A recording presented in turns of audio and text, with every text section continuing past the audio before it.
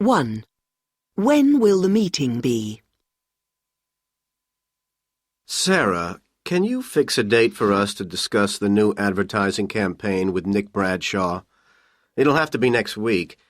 I can manage the 12th, 14th, or 15th, as long as it's after 3:30. Right, but Nick said he'd be away until the 14th, so it'll have to be the following day. That'll be fine. 2. Which office suppliers are they going to use? This latest order from Office Network is very expensive.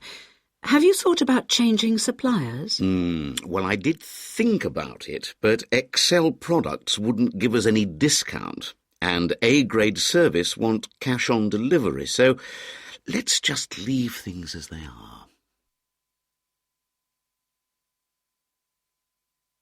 3. Which line shows productivity correctly? These figures are interesting, aren't they? I expected to see the highest productivity in the earliest part of the day and the lowest at the end. But, in fact, the peak time's just before midday, isn't it? And performance is better at the end of the day than it is after lunch. I imagined it'd be the other way around. 4. What is the correct length? Hello, I'm calling from Brent Hardware. There's an error in our catalogue and we missed it when we were proofreading. It's on page 26. Oh? It says the length is 540, but it should be 420 millimetres. Right, Oh, yes, I see. The height is still 452, isn't it? That's right. OK, we'll redo that page.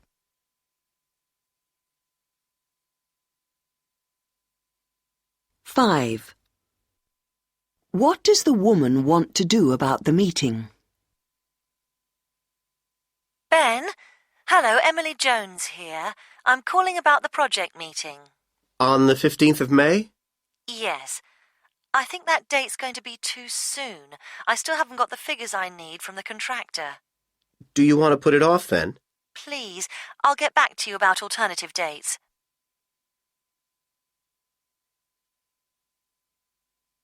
6. What time will Mr. Johnston arrive? It's Peter here from Executive Cars. I'm collecting a Mr. Johnston from the States. His flight arrived at 14:45, but he still hasn't come through customs. Sorry, yes. We've had a message to say he took a different flight. He gets in at 16:50. Can you wait? OK. The next flight I'm meeting isn't till 21:10. I'll get something to eat, and then I'll be...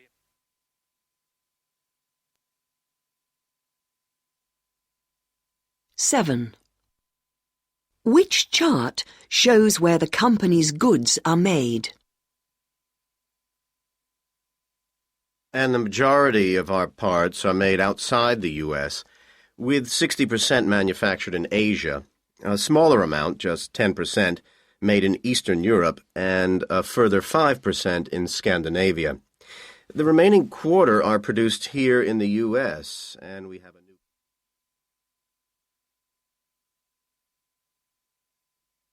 8. Which task is urgent? Sarah, are you busy? Not very. Have you signed the letters I put on your desk? They're in the post. The thing is, there's a problem at the Barcelona office.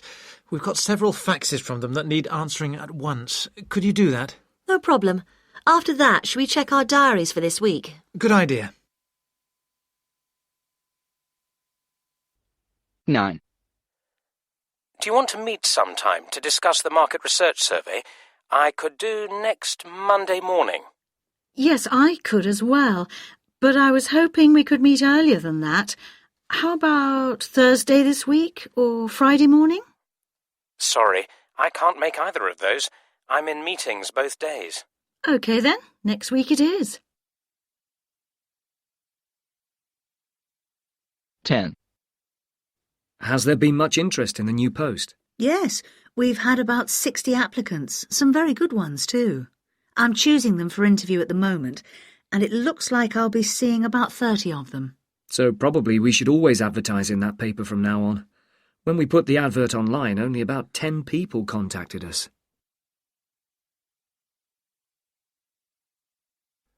11. I'd like to book a room for Friday the 23rd of May, please. That's £90 for a standard room and £130 for a suite. I just want the standard room.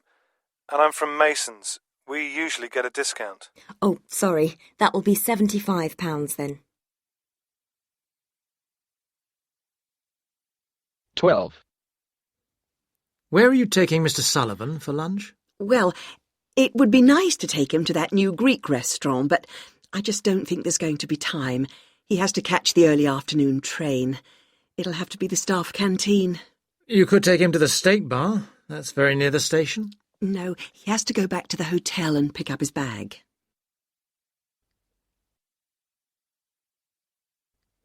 13.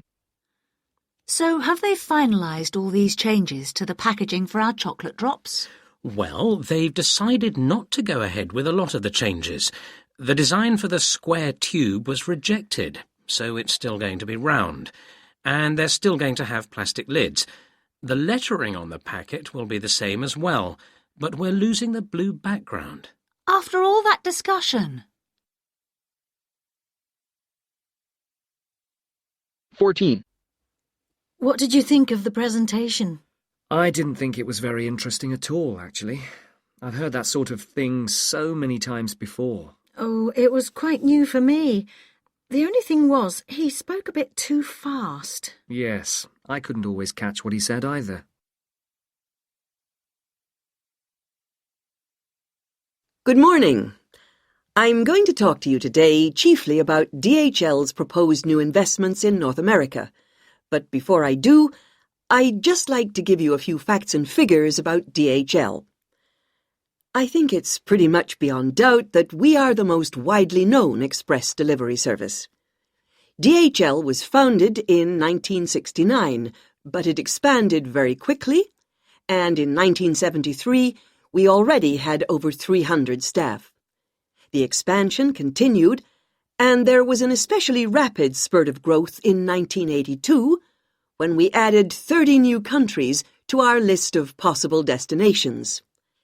In 2003, we merged with two other companies, Danzas and Deutsche Post Euro Express, and in that year, our total revenue was somewhere in the region of 22 billion euros. We employ over 160,000 people worldwide, and we have around 5,000 offices. We make 4 million collections and deliveries a week in the UK alone, and globally we make over 1 billion shipments each year. We own 75,000 vehicles and operate from over 450 warehouses and terminals. We also own a fleet of some 250 airplanes. They're of different types, but our European network is based in Brussels and uses chiefly Boeing 757F and Airbus A30B4 aircraft.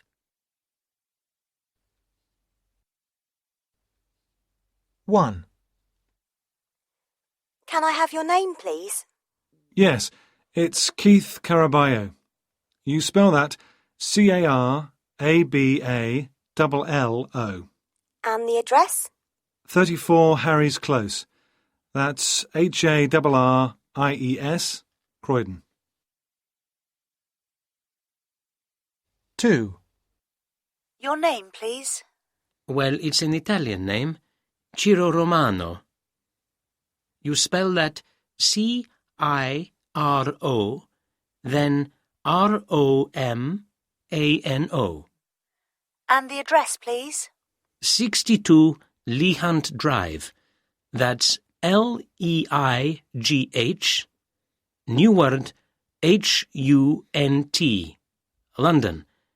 And the postcode is NW14 8EC. 3. Can I just check the spelling of your company? Harrow Wells. That's HARROW. Then new word WELLS. And what is the contact name for the order? You can use my name, Jariya Kroksamrang. That's JARIYA, and surname KROKSAMRANG.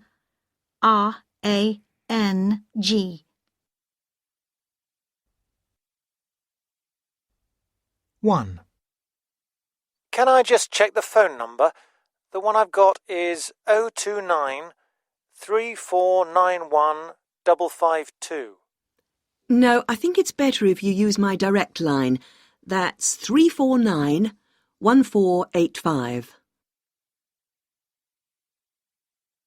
2. What time is Mr. Fenton coming? He was going to catch the train that gets in at 10:30, but now he says he can't make it. He should be arriving at 12:45. 3. What discount did you agree on? Well, we finally fixed on 8%. They wanted 12% at first, but I said we couldn't accept that. I know we don't usually give more than 5%, but I think we're likely to get a lot more orders from them. 4. So, how many members of staff do you have in total? Well, the current figure is about 220. Sorry, I mean 320. We took on another 40 people or so this year.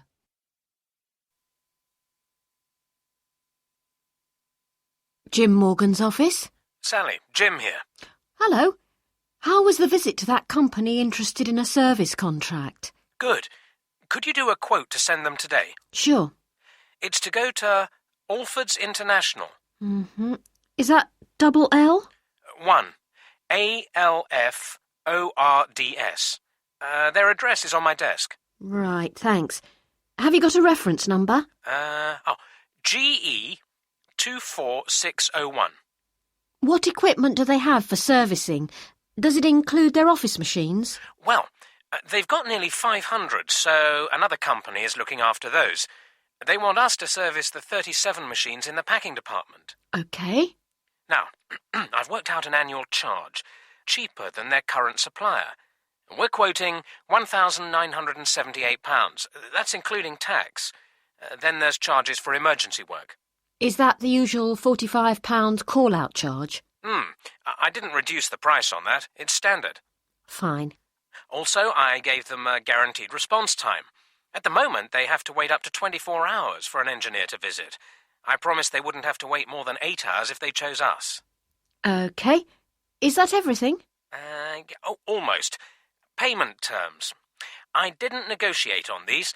Their current supplier only gives 20 days, so our usual 29 is already much better. Right. Well, I'll get all this together.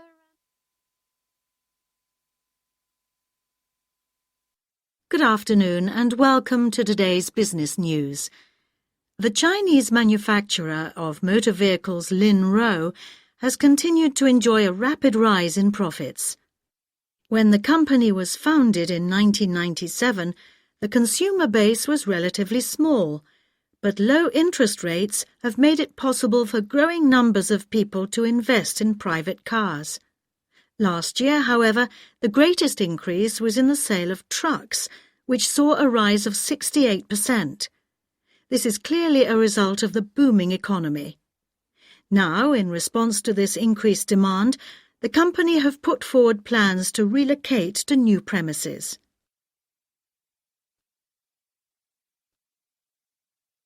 The insurance firm Morton & Campbell have announced that they intend to sell their life insurance division. In future, they will concentrate only on their general insurance business. This is because of low profits. The company were hit last year especially by a rise in the number of claims from the USA. According to the press, an investment company has offered to buy their life insurance unit in a deal worth £600 million. However, Morton & Campbell have not named the company.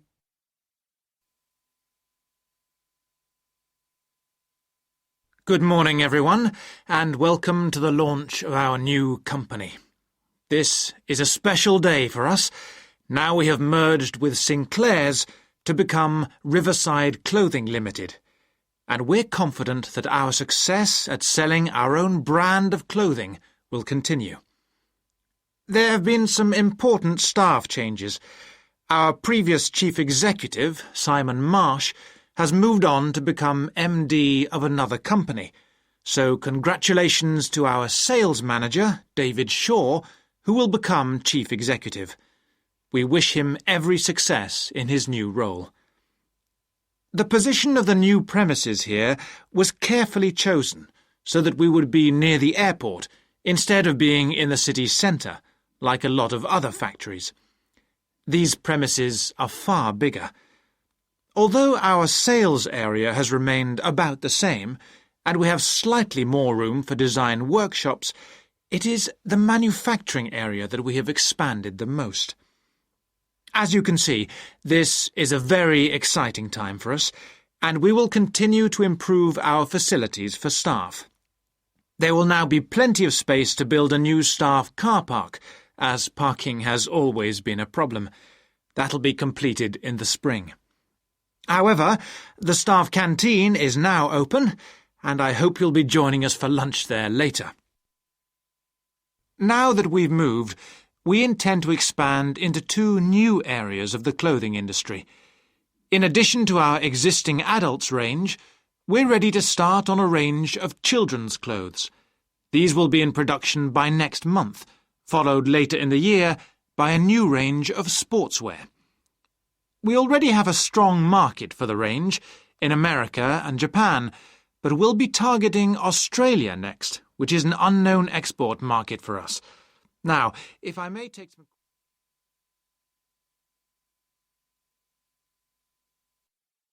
So, tell us something about FlexiWork.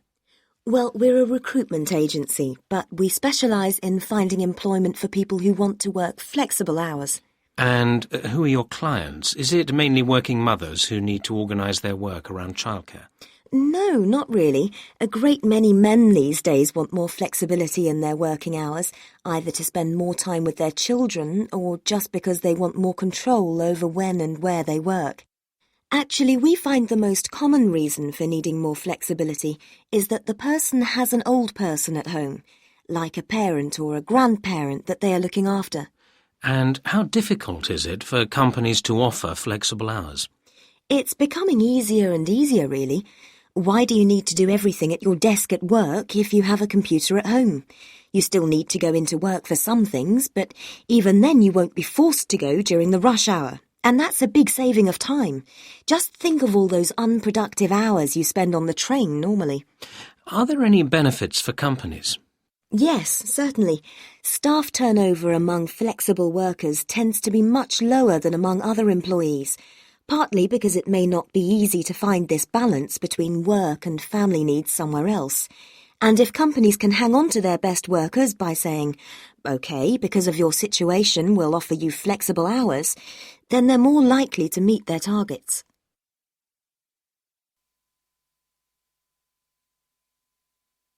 Good afternoon and welcome to Working Day. Today we're going to meet George Johnson, Managing Director of Media X, an investment company always in the news these days. Hello, George. Welcome to the programme. Hello, Sarah. First of all, a question I'm sure you're often asked. Why is the company called Media X? Has it got anything to do with film or television? Not really, but we wanted to get away from the serious image of money and banking and wanted something that people wouldn't forget. We also considered names connected with e-commerce and the internet, but in the end we decided we wanted something more general, and MediaX seemed a good choice. Interesting. Now, let's get on to what MediaX actually does. You were one of the first in the business to provide financial as well as technical advice, weren't you, for new internet and software companies? Well, I wasn't as far-sighted as a lot of people, especially in America. When I first heard about the internet in 1991, I thought it would be only used for education. But I actually decided to set up MediaX the following year when I realised that new software was already making it easier to use. So I suppose that was quite early on, compared to most other Europeans, that is. But what about before that? Tell us something about your early career. I studied economics at university and then joined a large international bank as a trainee manager, eventually becoming a vice president. Towards the end of that period, I also became a director of a small software company my brother was setting up. So, business runs in the family then. That's right. My father has a well-established office supplies company, so apart from the financial side, he also knows a lot about warehouses, storage and delivery systems, which are very important in the e-commerce business.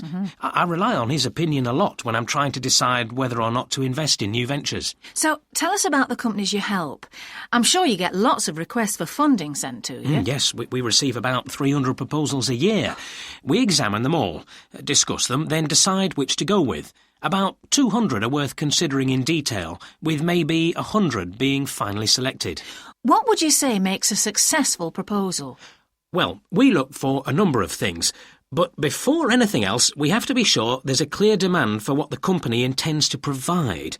Of course, then we have to consider other things like a strong business plan behind the proposal and, of course, the people at the top. They've got to be worth investing in. You mentioned before that you don't only provide the money for starting new businesses. What other services do you provide?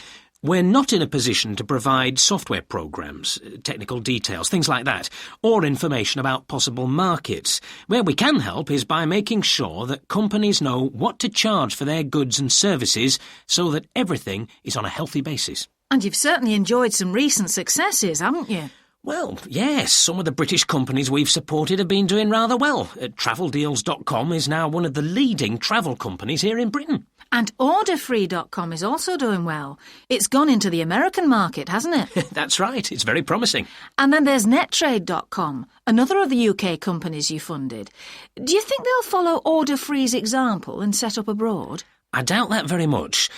Only time will tell, of course. That seems a good point on which to end. Thank you very much, George Johnson, for a very interesting... Well, I've decided to talk about what is important when giving a presentation. Firstly, I think it's important to use visuals like PowerPoint slides or things written on a flip chart because it's easier for the audience to concentrate when they have something to look at. Of course, there are some things which you can explain more clearly if you use visuals. For example, if you're talking about figures, you really need to show them to your audience on a graph. Secondly, I think it's very important to give the people who are listening time to ask you questions at the end. This means that you can explain something to them again if it wasn't clear the first time. It also means that the audience can find out more about any part of the talk which interested them. People usually give handouts, like copies of the PowerPoint slides, to the audience. This is nice, but I don't think it's essential. People often prefer to make their own notes. I sometimes wonder if many people look at the handouts again after the talk.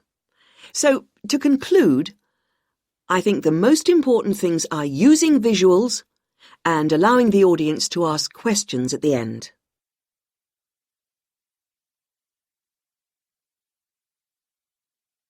I think the best place to advertise is in a business magazine. If it's something that business people buy, there's more chance that the right sort of person will see it. It's probably cheaper than advertising in a national newspaper, too. Maybe, but I'm not sure how many people read business magazines. How about the internet? A lot of people look for jobs online these days.